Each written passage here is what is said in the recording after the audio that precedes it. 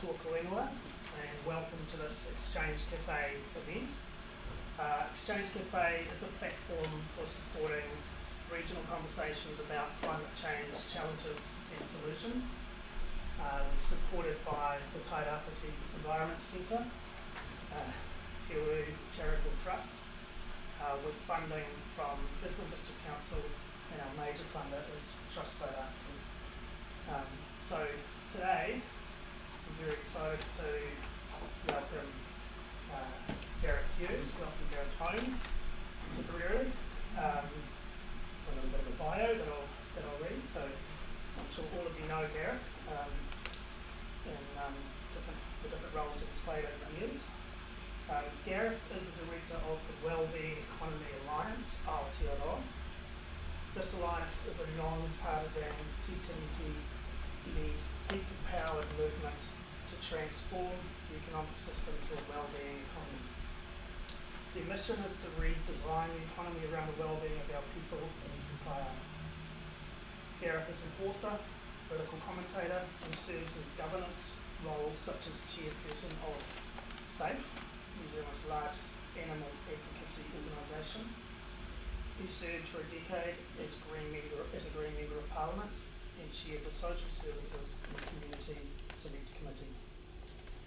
He was previously a climate campaigner at Greenpeace. Gareth is a dad of 2 teenagers in Wellington, and he loves to sail his yacht, Avanti. So welcome.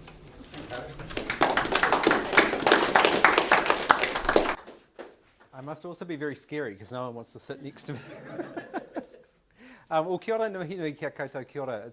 Thank you so much for the invitation. It's really wonderful to be here. I spent a lot of time growing up in the library because I'm a bit of a geek, so it feels like home to being here, actually. So,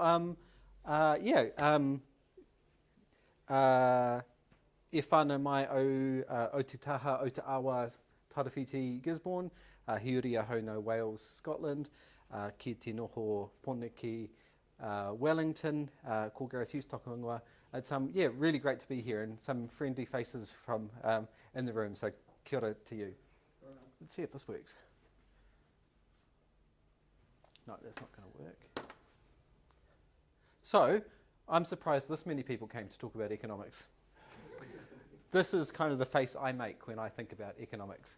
And actually, I think this is what most people think about. They think it's all about numbers and graphs and tables. Kia ora.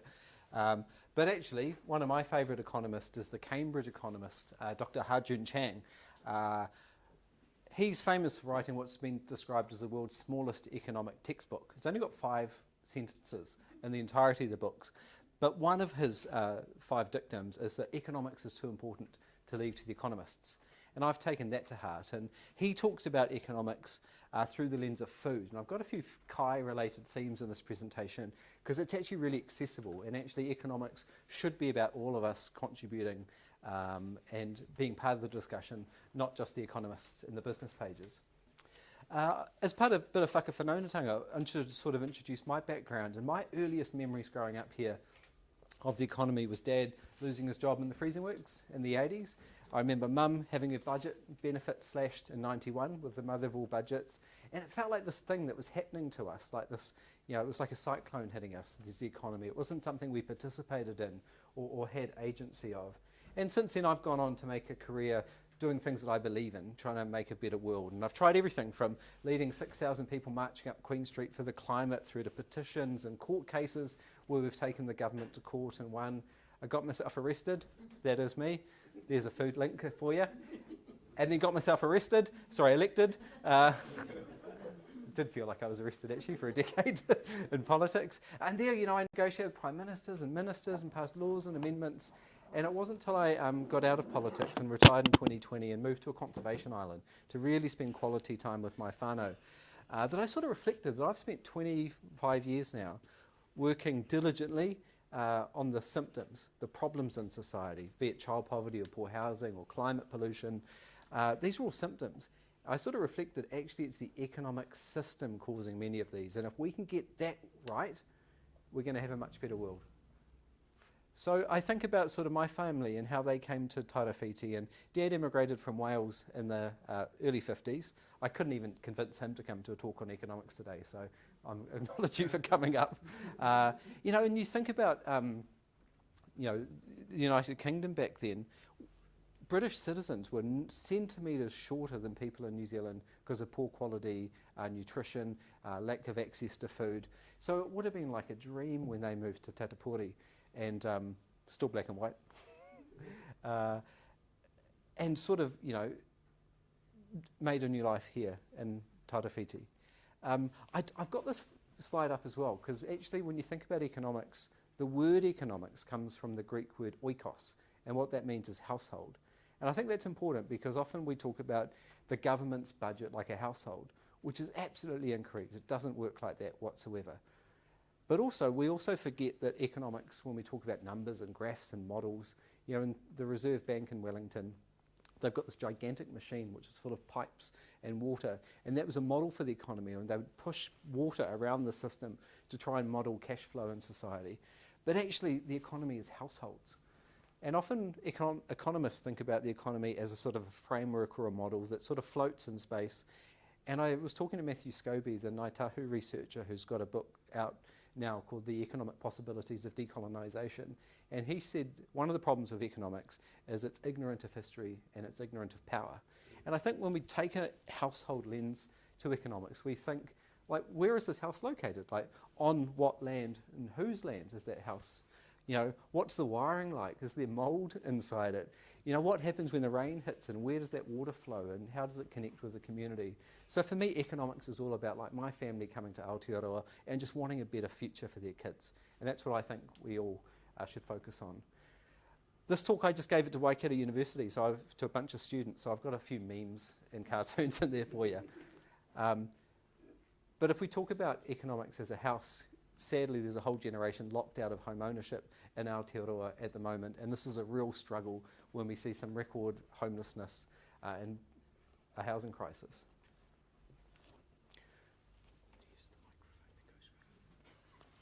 We also see an economy that on some metrics is doing really well, but on others not so well in terms of our personal well-being and coping with the impact of the economic society. Actually, what we see both here in Aotearoa and around the world is a large majority of citizens who actually feel the economy's not working for us. So a survey that came out earlier this year found 2/3 of Kiwis think the economy's rigged for the rich and powerful. Most concerningly, there was a figure that accompanied that 52% of New Zealanders want a strong leader to try and sort it out. And we're seeing the growth of authoritarianism around the world, and actually that figure for New Zealand is higher than most other OECD nations. But when you look across the OECD and the rest of the world, half of the world think capitalism's doing more harm than good at the moment, and 75% of people in G20 countries think the economy should work in a way that prioritises well-being for people and nature. So we're seeing something's not working, and when I talk to people, even conservatives across the political spectrum, they acknowledge social cohesion's breaking down in this country, and things feel like they're going in a bad direction. That's something I've heard very loudly and clearly across Aotearoa. Last year I was going to go to a speaking tour about all the fancy ideas and policies I'm going to talk a little bit that I've been connecting globally on, but I got some good advice, which was, don't just go around the country and talk at people. Why don't you go listen to people whose voices are often absolutely ignored when it comes to economic conversations? So Tourism Holding Limited gave me an electric camper van. It was a prototype, and I got about 5 miles south of Auckland Airport after 10 hours and then sort of limped home. Then they gave me a diesel one and I got around the country on that. But I organised workshops of representative samples of Kiwis in big towns and small towns across New Zealand. And what I heard is that people, everyday people, describe the economy as competitive, racist, linear, destroying privilege, dishonest, zero, like not particularly flattering terms. And what we're seeing in New Zealand is, you know, we're not performing well for future generations. When you look at our sort of pretty dire child poverty statistics, when you look at our wealth inequalities in this country. So this is the 21-22 Household Economic Survey, where the wealth of New Zealand, so all the financial assets and cash, minus the financial liabilities, divided into 10 imaginary plates of food for 10 diners at a table. If we divided the wealth of New Zealand today, one person, or the top 10%, would have 5 plates of food for themselves.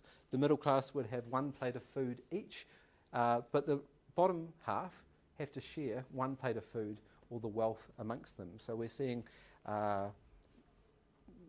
large economic inequalities. And it's not just left-wing economists that are saying this is a bad thing. Even the World Bank is saying this is a bad thing for economic growth, if that's your priority. And this is not just imaginary or hypothetical, right? We've got 1/5 of New Zealand families in food insecurity, going without healthy or nutritious food at the moment. So it's playing out. And we're seeing, like, literally, companies go belly up. This is the Winstone paper mill, which closed last week with 230 jobs lost. And this is just some headlines I found this morning about some of the problems we're seeing with sort of super profits and price gouging from the big power companies earning $7 million a day, yet super high power prices putting companies out through to the supermarkets and the banks. And then, of course, the way we're currently running our economy is having huge impacts, as you know all too well living here. We're seeing the economic costs of economic growth literally fall on communities and ratepayers and citizens and nature. And we're seeing real impacts. So my father's struggling to sell his house because the banks aren't lending, on the street. He lives next to the Tarahiru River at the moment. So what we're seeing is this economy, we're not sharing the growths fairly. The pie, which everyone's focused on growing, isn't being divided very fairly. But also we're seeing that pie, or the economy, having impacts on us now. We're seeing the breaching of planetary boundaries, such as when you look at New Zealand. 6 of 9 planetary boundaries we're breaching.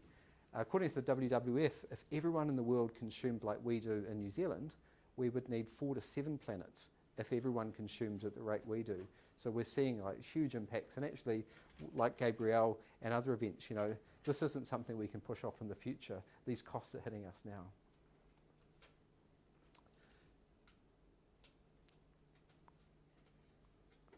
Anyone recognise these people? So one of the, I'll talk a little bit about the work in our vision, and I know I'm being a little bit negative and it gets more positive, but the way we've sort of run the economic system in the last few decades is the idea that we'll grow the economy and then we'll use some of that revenue or taxes to try and fix some of the costs, in many cases associated with the cost of the economy. And then we'll continue to grow the economy and then we'll siphon off some more costs. And it's kind of a bit like a treadmill. And at the moment, we're in our deepest and longest recession, even greater than the great financial crisis more than a decade ago.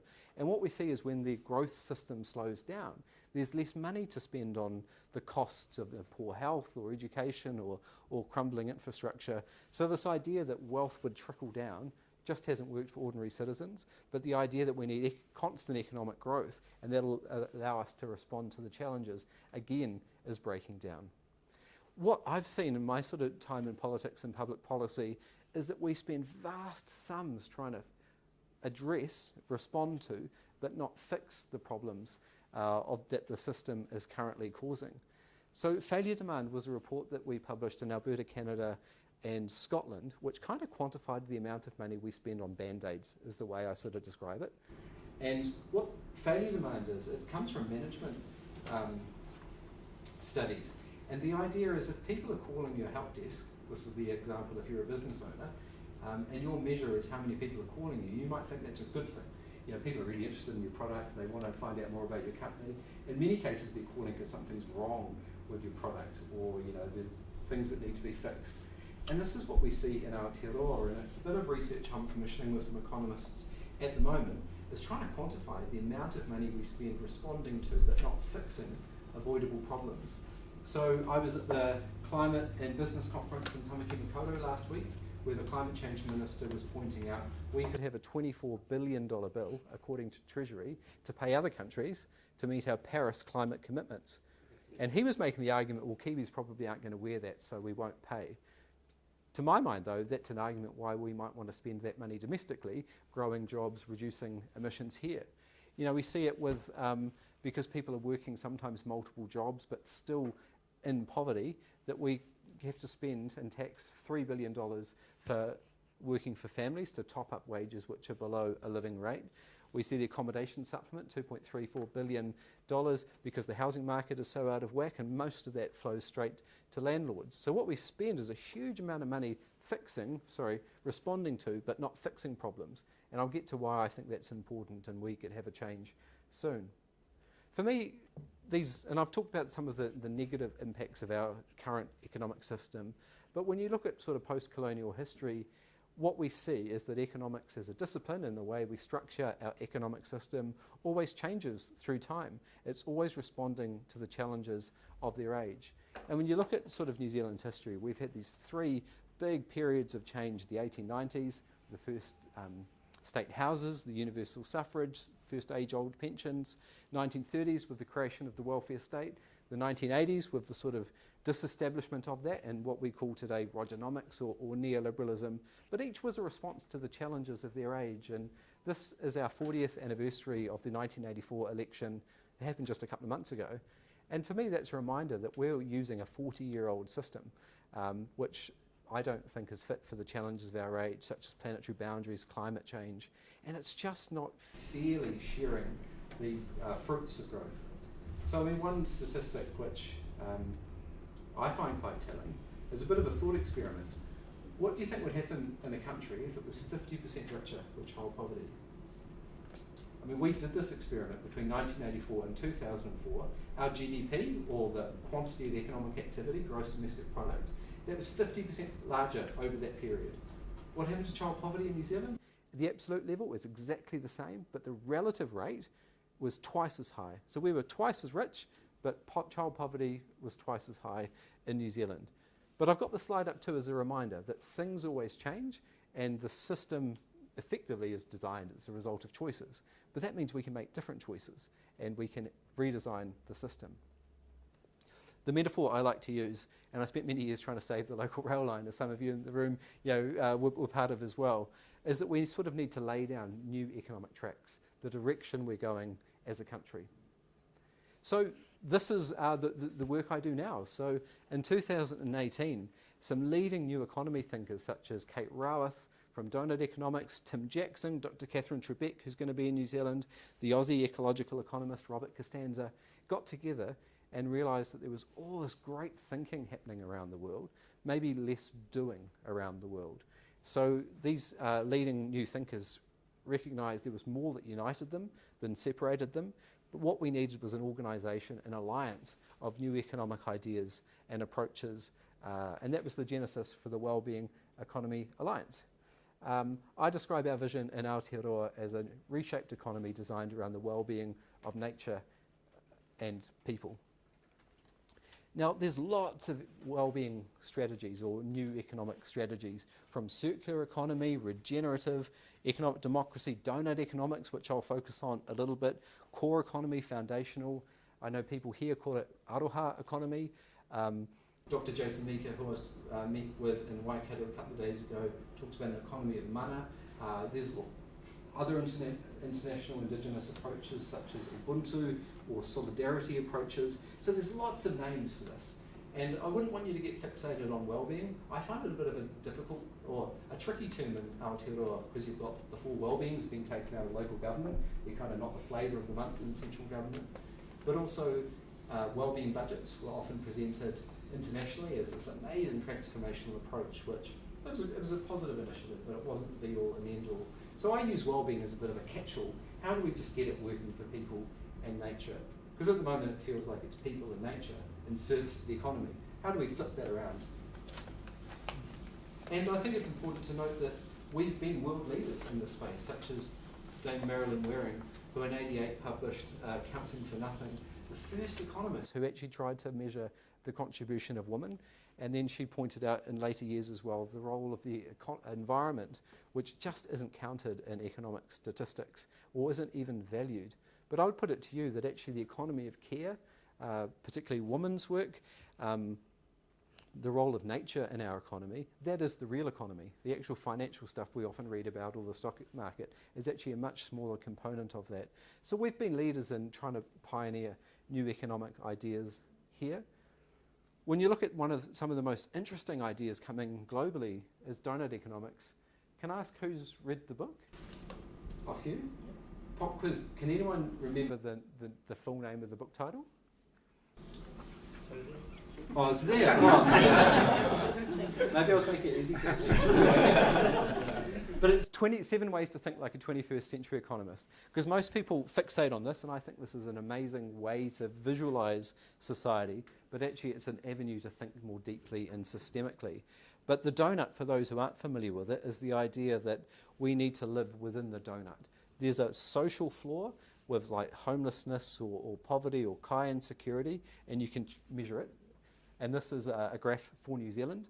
Here you can see that we underperform socially in the present economy, but on the outside of the planetary boundaries. And in New Zealand, you see we do really poorly on some important measures. So Kate Ralph's message is we need to live within the donut. The idea there's a safe space in the middle where you can have a thriving society and economy where everyone's looked after, but also within planetary boundaries. What I also love is how this has been adapted in Aotearoa and localised here. Here's the donut as envisioned through a Tūhoe Māori perspective by Taina Boasadine to reimagine it. And what I love about this is that in Kate Ralph's framework, the planet or the planetary boundaries is this hard external boundary we must not breach. What Taina has done is inverted it. She said nature is the heart of us, and those connections is an intrinsic part of what it means to be successful in society, which I absolutely love. And again, what we see is leadership coming from Te Ao Māori in terms of new economies and new practices. The economy of aroha, talking to Tina Nata about her research last week, and what the great stuff happening, particularly here. The examples of legal personhood for the Wanganui River and Te Urewera, which I know is part of a global movement. People are looking at Aotearoa and seeing that as a real shining light. The idea that thinking longer term and intergenerationally, you look at Wakatu Incorporated, an iwi-owned entity, the largest employer in the top of the South Island, with 6,000 people employed. They've got a 500-year strategy. So many businesses have a quarterly reporting and an annual strategy, a 500-year strategy. Aoreatoa, which the Treasury adapted from their old approach, and again turned this kind of linear, old-fashioned, blocky flow of stuff to a circle where Te Taio and Wairua was at the heart of Aoreatoa, and the Productivity Commission is now recommending that this should become the basis of all public policy. Maybe that was such a controversial term, this government actually just disestablished the Productivity Commission. You look at, say, examples of the Tūhoe economy, and there's a wonderful report that the Ministry of Business, Innovation and Employment published looking at the economy through a Tūhoe perspective. And what really stood in my mind is when you talk about economics with public policy people or economists, you talk about things like discount rates, which you apply for future investment into the future. The way we use discount rates in New Zealand is pretty unsophisticated. Other countries like Britain are actually using it, because what you're doing is effectively discounting the future benefits from an investment in, say, infrastructure or a community project. What Tūhoe said in that report was that we don't believe discount rates apply to us. We don't discount the interests of future generations. There is presence in our mind today, which I think is a good way to challenge some of those current ways we approach things. Through to Jules Petley in Tamaki Makaurau with her concept of indigenous circulonomics, making sure the circular economy is not just all about energy and resources and waste, taking people out of it, putting people and tikanga back into those important conversations.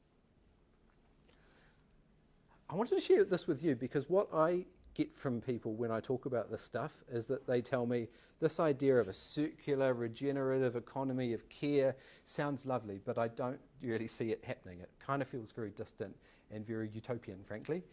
But I wanted to present this framework. This was Bill Sharp's 3 Horizons model.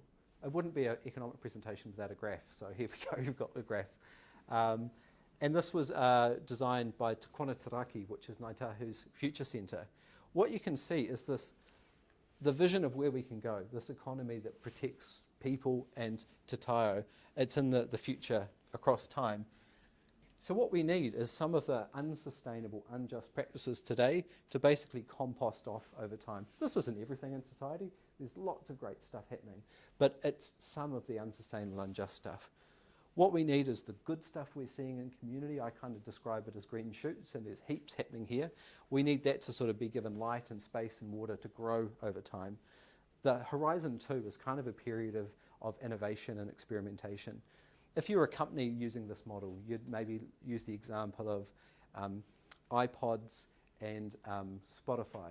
So if you're over here, with tapes and CDs and Spotify or all the world's music on your phone at one point, a thing like the iPod Shuffle was an innovation that got us closer to that. The Walkman was something that was a bit better than the old system of a big record player, but it still kept us in this current horizon. So what I love about this is a model to envision the future and how we get there, but also to remember the stuff we have today, once upon a time was on the margins. So the idea that everything should be commodified and everything should be in a market, that we need to throw tens of thousands of people into unemployment to keep inflation down. Once upon a time, these were really fringe, radical ideas, but over time they became dominant and they may change again. It's also, I think, an interesting framework to discuss that there are countercurrents pushing us and keeping us away from this future we might want to see. But also that point I was saying that some of the ideas I'm talking about may sound really kind of fuzzy or utopian, but if you're voyaging to an island, you often don't see it until you're really much closer to it. You need people with the courage and a vision and a sense of bringing people with us that people can depart to that future. So I find this a really inspiring, optimistic view of how transformational systemic change can happen. But people always ask me, well, where's the plan? How are we going to get there? And I don't have the chart, how we're going to get to that future island. But I think we might have the corners of the chart mapped out. And globally, we've mapped out the idea there are 4 Ps that maybe we need to restructure the economic system. The first is purpose. We can have a deeper purpose than just chasing the quantity of economic growth. Maybe we should be more discerning and ask, what's the quality of that going forward? How can we have, purposeful entities, and there's heaps of businesses working in this space. The idea that we can prevent problems rather than just using the tax and revenue recycling system to respond to problems. How do we present problems? That's a big word, the third one, but I prefer to talk about that as the idea of the economy doing more of the heavy lifting. We spend so much of our tax and budgets and time and energy trying to redistribute resources. What if we did that in the first place? So what if every employer paid a living wage rather than we had to top it up through accommodation supplements and working for families? How can everyone be earning a living or a thriving wage? An economy that's people-powered, where decisions aren't just made in the beehive with corporate lobbyists for their interests.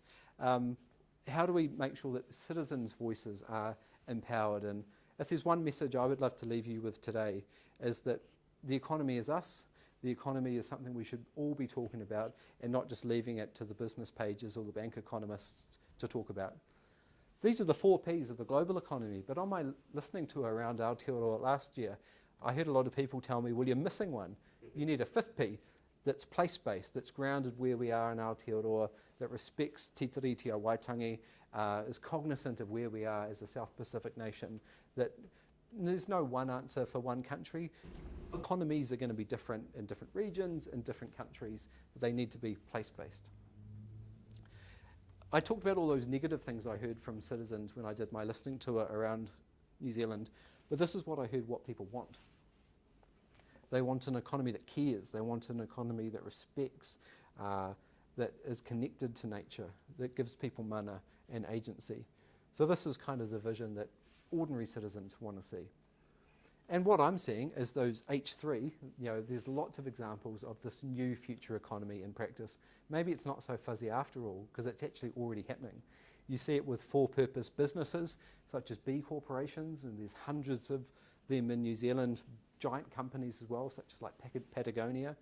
You see it with, companies that put people and planet and their workers first, like Pix Peanut Butter. They generate more electricity than they consume and send that to the grid, and a wonderful story, through to local horticultural and agricultural products that are B corporations and trying to do better and right for nature. You see it in examples like the sharing economy, where people are sharing kai, where people are coming together to repair products rather than just the make, take, waste approach and just discarding them and buying a new one. People sharing tools and appliances, people recycling food from the food waste system. This was, just on a personal note, one of the sort of light bulb moments for me. I spent a year in the COVID period with a new National Food Rescue Alliance trying to get food to people that were going without over COVID, and we got 53 million meals to people over 2 years through our members, groups like Kaibosh or the city missions. But it felt like I was, again, at the bottom of the cliff.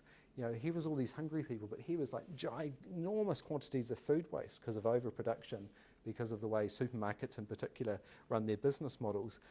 How do we get a better food system? And Food Rescue are trying to fix a problem, but in a deeper systemic system through the community, you know, reusing and recycling. We see, I think, great examples of things done well when you ask citizens what they want to see, such as citizens' assemblies.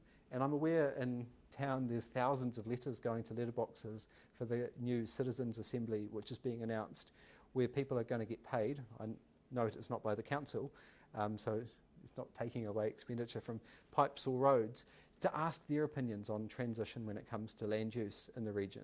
And I think this is such a great way of taking power away from politicians, taking away from those smoky back rooms where decisions are often made, but actually empowering citizens. So this is an example from the Irish Citizens' Assembly.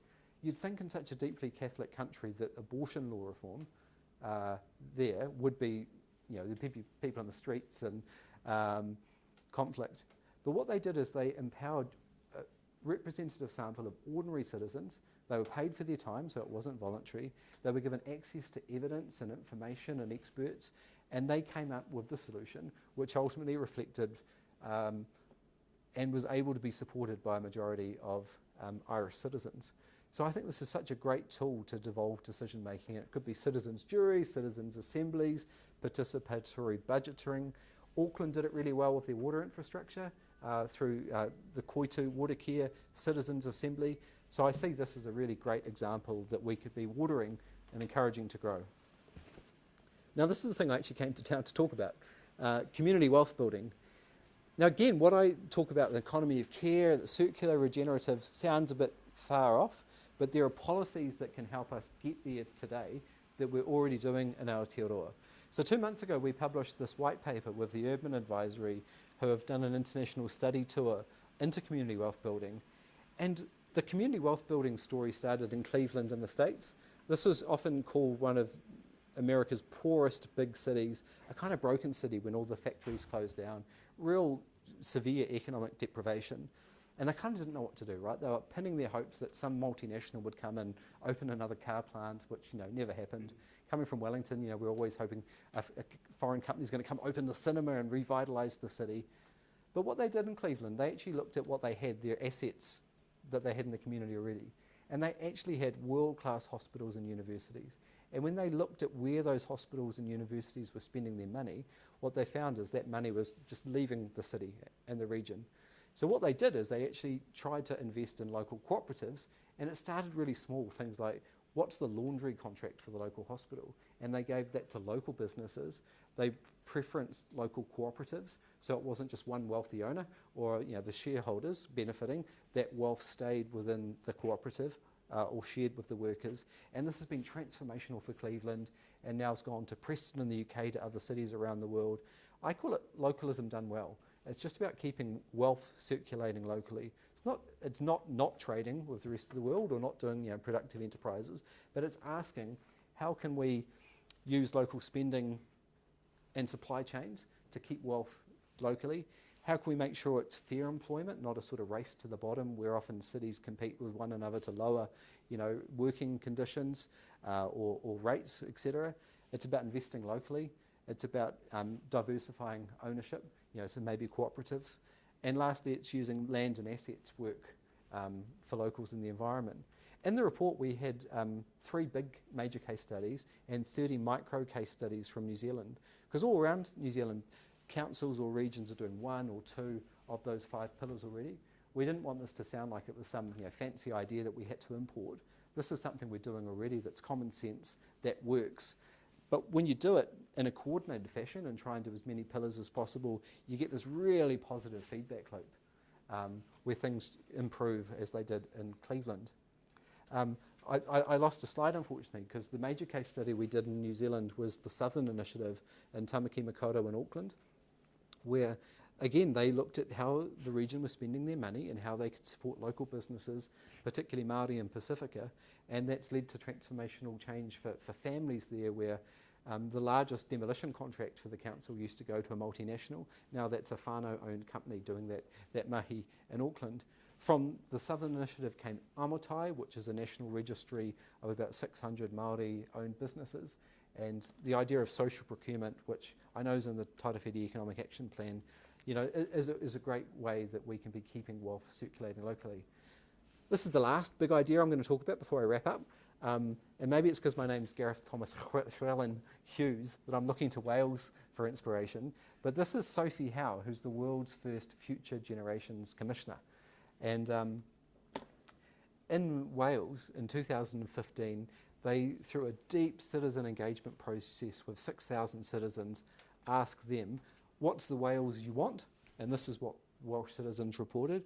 And they asked, how do you want the system, the government, to work? And this is what Welsh citizens identified.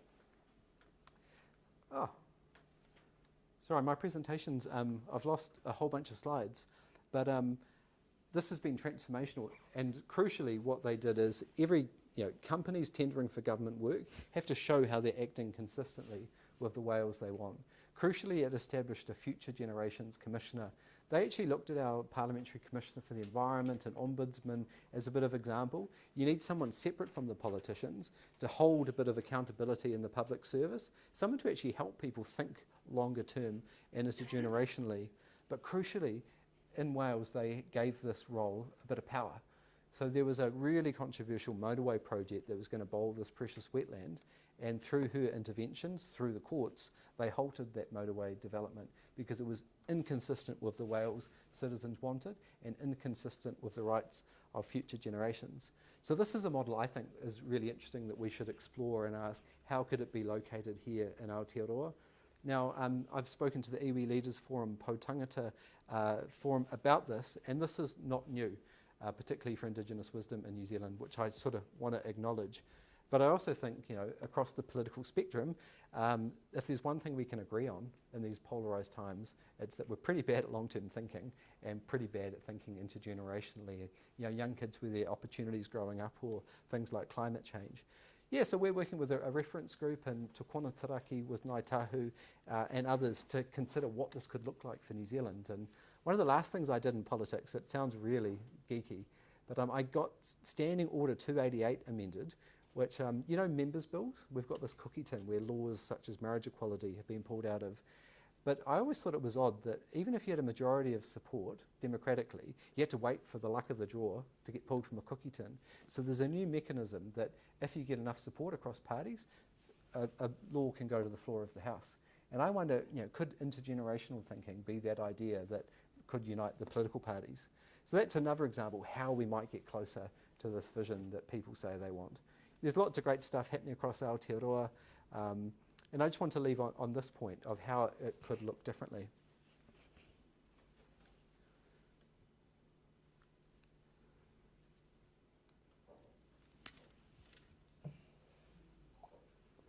I just think it's a wonderful articulation of how things could be different. So that's it. I've talked a bit about my journey to this mahi, the global movement and some of the policies and examples that we can already see how we might get there. So thank you very much for coming along and sharing your time with me. Kia ora koutou.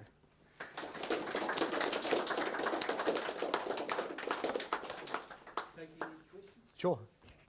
What was the catalyst for the change in the economy of Wales? What drove them to do what they did? Yeah, it's a good question, and it's different from what we've got now. There was devolution happening in the UK, so the Welsh nation was looking for a separate identity, separate from English basically, and they settled on the sustainable development principle and those ideas for what it meant to be Welsh, and they wanted collectively to see. So I don't think we don't have that pressure, No. at the moment. I suppose the question is what would trigger that? Yeah. Well, Our economy. I wouldn't call it a debate, but we're seeing like the Treaty Principles Bill, for example, trying to force this conversation nationally. Maybe there could be a countervailing conversation, like what's the Aotearoa we want in the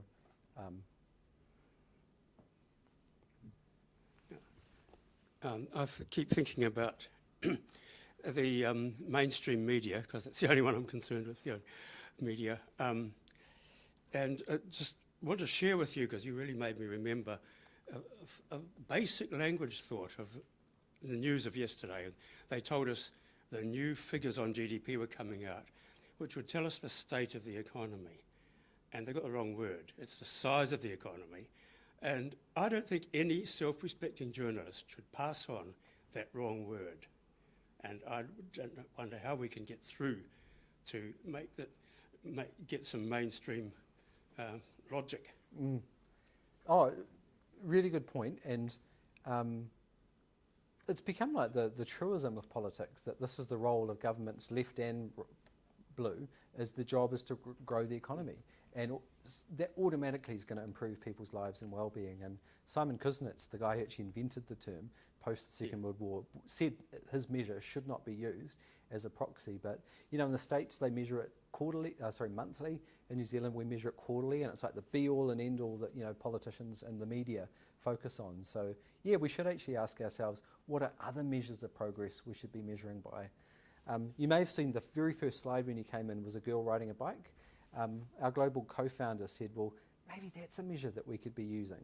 Because what girls riding bikes, particularly in countries all around the world, tells you a lot about the state of your infrastructure, the safety, maybe the education, gender equality issues. It tells you so much. So maybe we should be looking for some other measures, both quantifiable and subjective and qualitative as well.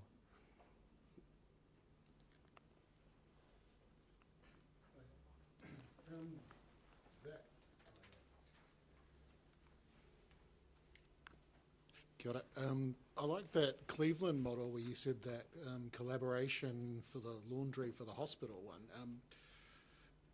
Have you got some models like that in New Zealand that are successful that you tout and say, hey, here's something that works. How are we going to deploy this across multiple regions? And here's the framework for doing that.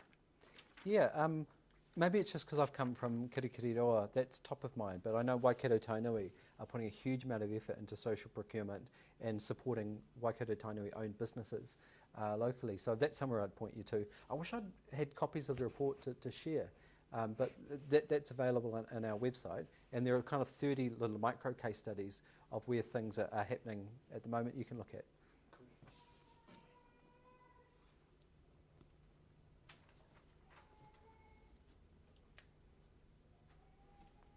Does becoming a member mean more than being on the mailing list?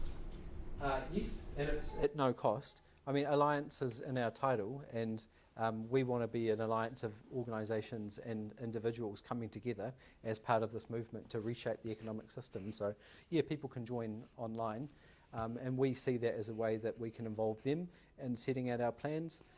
We're only a two-person team. They've got a wonderful team of trustees and supporters leading on different work projects, but what we're trying to build is a movement of people and organisations coming together. Kia ora, Gareth. Just in reference to the Cleveland model, I think there's some pretty low-hanging fruit that especially this region could kick into action. For example, a localised kai economy would be a really easy to put together initiative. It just requires the leadership and the coming together of persons. As a region, we grow, farm, catch enough food to feed literally millions, yet it's a commodity-based sector. Basically, everything gets exported. Finding ways, and that's happened through the centralisation of food infrastructure over probably the last 40-something years. But if we can find a way to actually internalise that, which is better for planet, because you're not shipping things all around the country, you're creating prosperity, retaining GDP in region. I think as a region we're terrible at exporting GDP, absolutely shocking at it, so we need to sort of put a stop to that leak. But I think food is a really good space we could play in.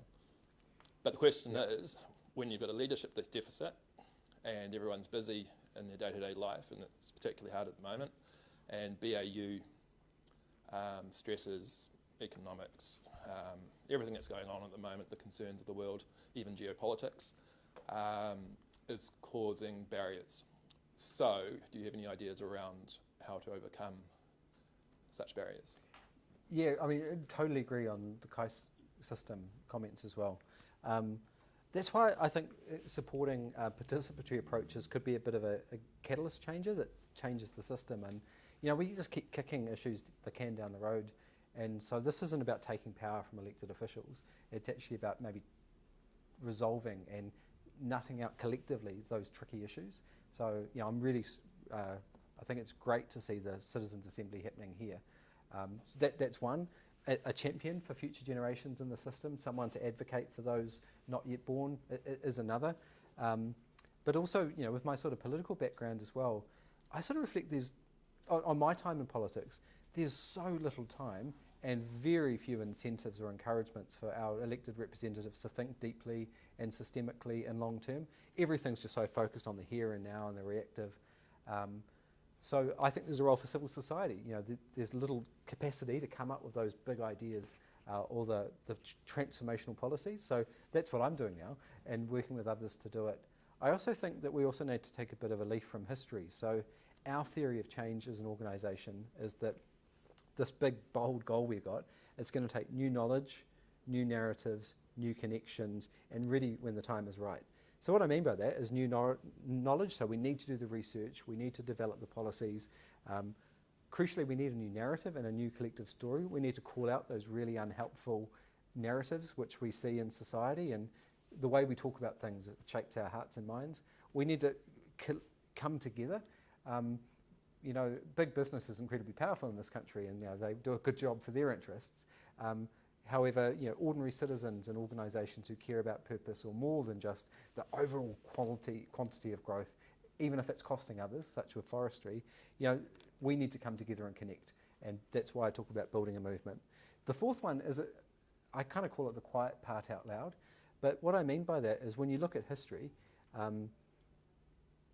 when we had all the financial problems in the early 80s, Treasury and Roger Douglas had been doing the prep work. And there was a book actually published in 1984 called Economic Management, which basically was the playbook for the current economic system settings we have. And it was on top of the table when there was a crisis. We've had the GFC, we've had COVID, people have talked about building back better or transformation. We haven't really seen it. And I don't think there is that playbook that's on top of the desk, if the time was right to think a bit differently about challenges. So that's a multi-year sort of research project we're working on at the moment, trying to imagine what's the modern equivalent of economic management. Because we don't talk about neoliberalism or Rogernomics much anymore. We just call it the economy, right? And my vision is we get to a point where we have an economy that looks after nature and regenerates, looks after people, and we just call it the economy. I've got a question. I'm just wondering if you've got some good examples where the sharing economy and community wealth building is applied to energy. Yeah, I'm aware in Scotland they've got community wind schemes where a private company wanted to put up some turbines and actually gave to the community owned through a cooperative a couple of the turbines, and that meant that income was circulating locally. I think from the wind energy company's perspective, when you've got resource consenting or their equivalent there, it's good to get community buy-in. And it's a real shame that energy was my passion in politics. And I've done a number of international research trips. Other countries around the world have thriving community energy schemes, owned by communities or families. We've got almost nothing here in New Zealand. So we see massive rents being taken out of people's pockets by the big power companies, and people don't get the opportunity to own into it. So the distributed energy project in Tairāwhiti, the feasibility stage, I think is really exciting.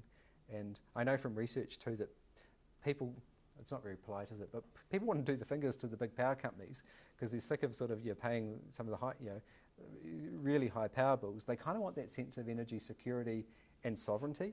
So the idea of them generating it on their roofs or in their community really appeals to Kiwis. Do you see alternative currency systems, for example, for Tairāwhiti being useful in this wellbeing economy? Yeah. Dr. Kelly Dombrowski at Massey University, she always tells me off because I talk about the economy in the singular, and she talks about the economies is how we should talk about it, and there's multiple economies happening everywhere. A lot of it's totally under the financial economy we see, so yeah, like the East Coast Exchange, maybe as another example of different ways of trading.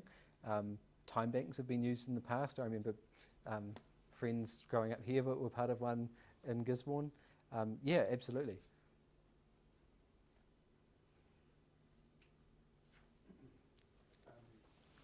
A great presentation, first of all. Thank you for that. I was thinking, my opinion is a bit of a shift between competition to collaboration. And you touch on the point of cooperatives, and I think there's a huge opportunities. Is there like any framework or resources in your website or somewhere we can find how to set up a cooperative, how to deal with discussions or problems when they arise and dialogues? We don't have that guidance. The Cooperatives Association might. We've definitely got resources on our global website, but that wouldn't be specific for New Zealand to set them up. But that's something I'll think about if we could provide some guidance. It's funny, I did a workshop as part of my listening tour with business leaders in Auckland, and when they were talking about cooperatives, the Fonterra building was right next to us outside the window, and even ex-Fonterra employees called it the evil empire. And so I think the challenge is when we think about cooperatives in New Zealand, often people think about Fonterra or Ravensdown, and there's a real broad spectrum of cooperatives. A policy in Italy, which I thought was really interesting, was when a company is being sold offshore, the workers have the first right to purchase it and form a cooperative, which I think is an interesting way to encourage it. So I think part of that narrative question is we've got to tell a better story about cooperatives in New Zealand as well.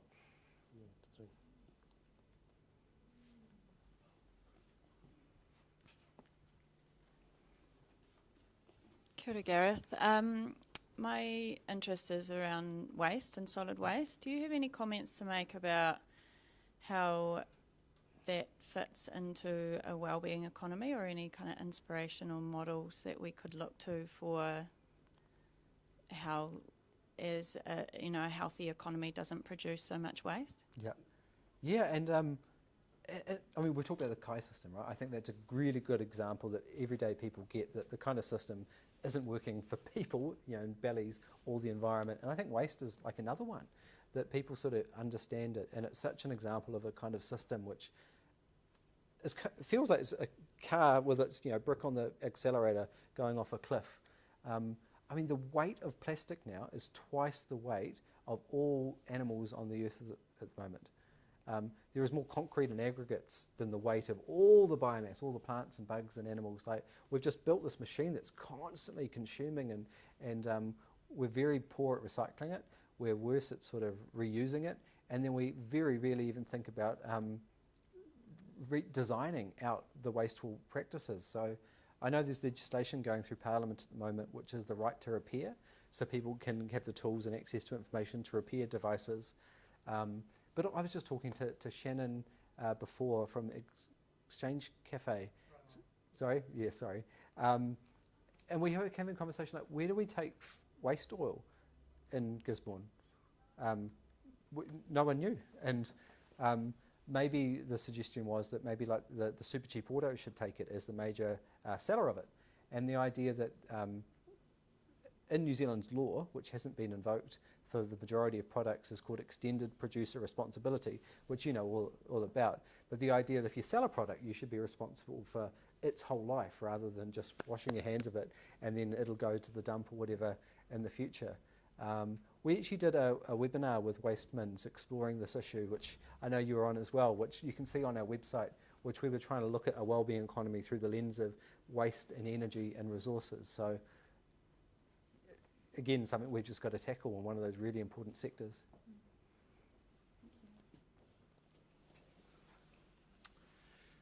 Gareth, the bit that was missing from the introduction, introducing you, was the 10 years you spent in Parliament as a Green MP. As part of that, you were a candidate for the Green Party here in Tairāwhiti in the East Coast electorate. Have you left Parliament totally disillusioned with the political process? Would you be advising Green MPs and Māori Party MPs to abandon Parliament and to engage in some sort of community based economic and political change movement? Or do you still see there as a role for people espousing these ideas in Parliament? Is there a future for that? On a personal note, I can say my personal well-being has immeasurably improved since leaving. Yeah, no, I was a bit disillusioned because actually I was really interested in the systemic conversations, and I was privileged, right? As an MP, I got to go to Oxford and spend some time with George Monbiot, who was someone thinking deeply about this internationally, and I was just like hungry for these conversations, and I just weren't seeing them happening in our politics. So yeah, I did leave a bit cynical, and we did see language of transformation which wasn't followed up by the realities. But and so what I would say is I would urge people to engage in politics, to join political parties, to participate. But change doesn't happen in politics. That's when the final votes get cast or the bill gets signed into law. That only happens with a movement that leads up to it.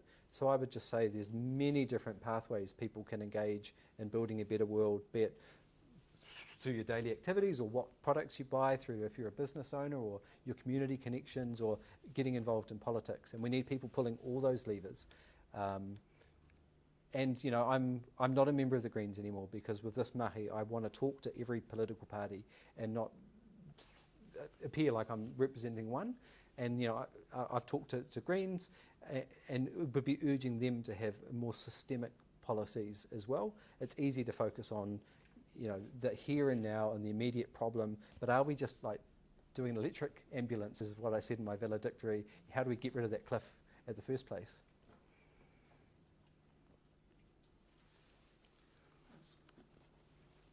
Mind if I come back again? I'd love to pick up on the questions about energy and waste and several things, but Gareth, a sort of a challenge or question to you. I just so love that Tokono Te Raki and the Third Horizon. It's just a brilliant picture because it's got a goal, it's got a vision, it's got all these positives getting there. But what I thought as a key to how we get there, which I think we all is not expressing too well, and the donut model certainly doesn't express explicitly, is that beautiful curve down is the big red line.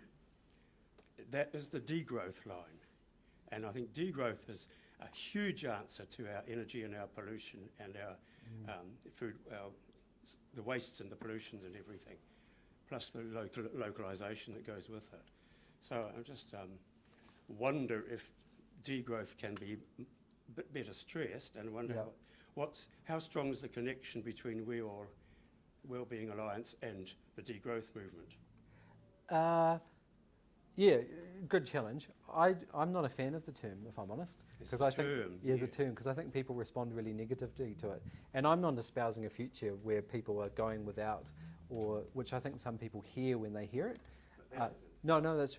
But I would also say, like, this is maybe a just transition. It's not just the economy. This line isn't the economy getting smaller. It could be. And what I care about is the quality of economic development and activity, not the quantity. I think that's a really poor measure if you just focus on the quantity. But this could be like just transition. How do we support people through the transition? Jason Hickel is one of our ambassadors. One of the leading degrowth riders. So I like to think about being growth agnostic or post-growth as terms. But look, I mean, I think it's just a truism which our economic system absolutely ignores, is the idea of infinite growth on a finite planet. How do you square that circle? I think it's impossible. No amount of... You've got to do fantastical stuff like mining asteroids and miracle technologies, which makes my stuff sound like practical compared to utopian. We've had a great number of fantastic questions, but I think we need to draw to a close. If we've got any last questions, maybe one or two more. Okay, hands up. A simple question. Where to from here? You've had a great lecture and good questions. What do we do after this? Yeah, well, I'd urge you to join if you're interested in this. We've got a newsletter as well if you just want to follow and lurk. I'm really excited and optimistic. We had a sold-out conference at AUT last year. I'm aware of sort of an attempt at this a few years ago which had a much smaller amount of people attend, and I'm expecting 300 people at my conference in Wellington. So everyone's sort of recognising it, and even across the spectrum, because people see like social cohesion's breaking down, and something has to change because we're just on track for more strife. But I would just say, look, this is a growing movement. We need people doing the responding to what's happening today and doing the here and now. But I feel so privileged to be able to try and reclaim economics and hold a bit of space where people can have these conversations. So I've just urged people, the way we talk about the economy, the way we interact with it, as all ways that we can improve it.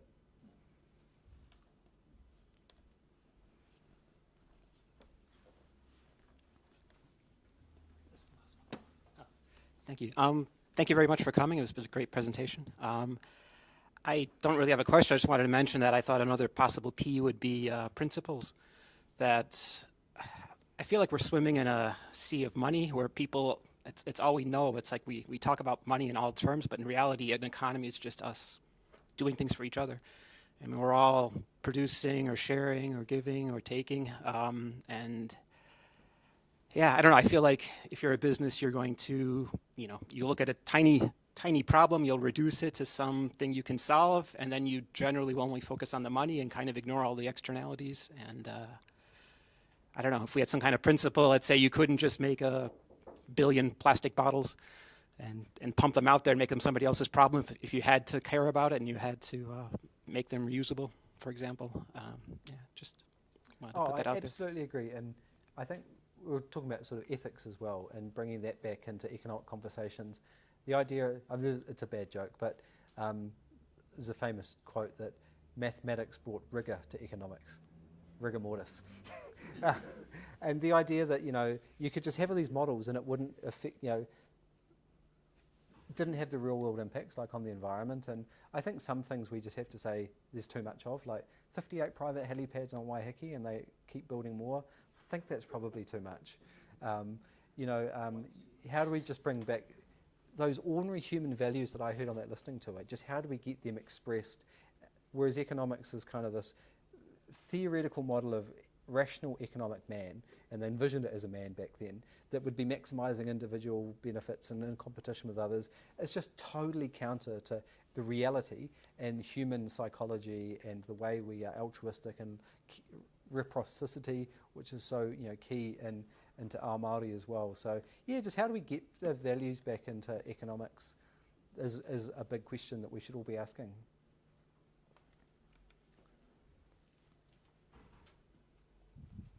Cool. I just want to say a big thank you to Gareth, and thanks to everyone for coming, and the questions were amazing, the answers were pretty great too. And it's a little shout out to Rangai, the team at Rangai, for recording this event. So we'll be sharing that on our Facebook page and our YouTube. And I encourage you to like it and provide some commentary if there are things that you would like us to, events that you would like us to support in the future, or green shoots in region that you would like us to help to shine a light on. We really need your input into ideas for future events and initiatives. So thanks again. Thank you, and thanks everybody for coming. We do have tea and coffee and a little array of bickies, and I think Gareth is going to be around for a little while. Yep. If you have questions, follow-up questions. Yep. So thanks.